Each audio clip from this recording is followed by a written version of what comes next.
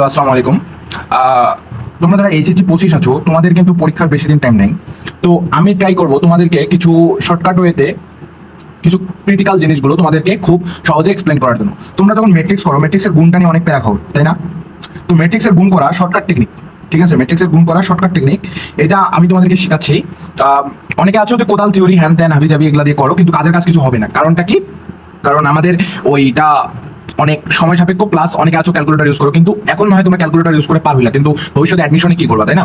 তো এই সমস্যার সমাধানের জন্য ধরো আমি একটা যেকোনো একটা র্যান্ডম ম্যাট্রিক্স নিলাম, মনে করো 1 2 3 এরকম একটা ম্যাট্রিক্স, অ্যান্ড আরেকটা যদি এইভাবে 1 2 3 এরকম একটা ম্যাট্রিক্স ধরলাম। এটাকে এ ম্যাট্রিক্স, এটা হচ্ছে বি ম্যাট্রিক্স ধরলাম, ঠিক আছে? এখন তোমাদের একটি কোশ্চেন, এ ক্রস বি, এটাই কনভার্ট। তো এই কোশ্চেনটার ক্ষেত্রে, ঠিক আছে, তোমরা জাস্ট এই ম্যাট্রিক্সটাকে 90 ডিগ্রি কোণে ঘুরাই দেবা। ঘুরাই দিলে কি হয়? 1 2 3, আর এদিকে কি হয়? 1 2 3, এটাই তো, তাই না? এটা কি না? এটাই তো। এখন কথা হলো ভাইয়া, তোমাদের যে এই যে ম্যাট্রিক্সটা আছে, এই ম্যাট্রিক্সটা কি বলতো? 1 বাই 1, মানে ক্রমটা, ম্যাট্রিক্সের ক্রম কি? যতটা সারি, প্রথমটা হচ্ছে সারি সংখ্যা, পরেরটা হচ্ছে কলাম সংখ্যা, তাই না? সারি কয়টা? একটা, দুটা, তিনটা, সরি 3 বাই 1, আর কলাম মানে হচ্ছে একটা, ঠিক আছে? আর এখানে কতটা বলো তো? 1 বাই 3, এটা না?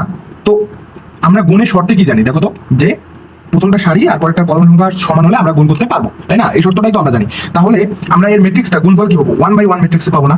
এটা রাইট কি রং? রাইট না?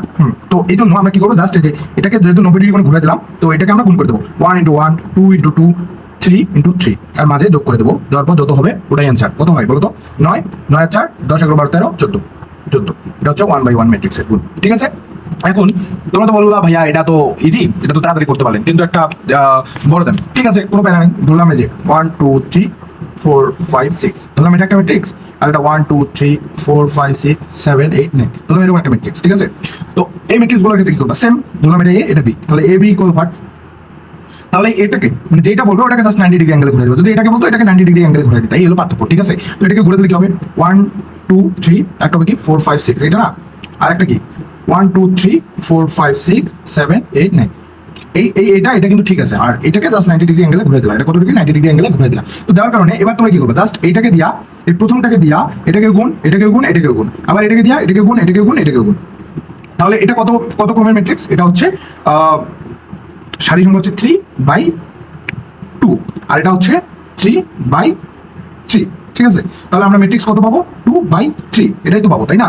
তো এখন গুণ করো, জাস্ট 1 ইন্টু 1, যেহেতু এটা নিচে নিচে আছে, আগের ক্ষেত্রে আমরা কি দেখলাম যে মাঝে প্লাস থাকে, তাহলে কি হবে? প্লাস 2 ইন্টু 4, আমি একটু ডিফারেন্ট কালার দিয়ে দেখাই তাহলে বুঝতে সুবিধা হবে। যে 1 into 1 plus 2 into 4 plus 3 into 7, এভাবে লিখবা, প্লাস 3 ইন্টু 7, আবার এটাকে দিয়ে এটাকে গুণ, মানে এই যে পরেরটাকে গুণ, এই যে পরেরটাকে গুণ, তাহলে কি হবে?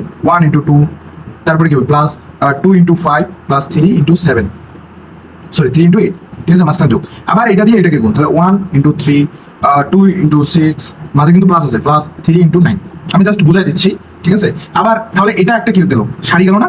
এখান থেকে একটা, এখান থেকে একটা, এখান থেকে একটা মান আসবে, আবার এখান থেকে তিনটা মান আসবে, 1 2 3। তাহলে আমরা কি পাবো? 2 বাই 3 ক্রমের একটা ম্যাট্রিক্স পাবো, যে দুটো সারি তিনটা কলাম।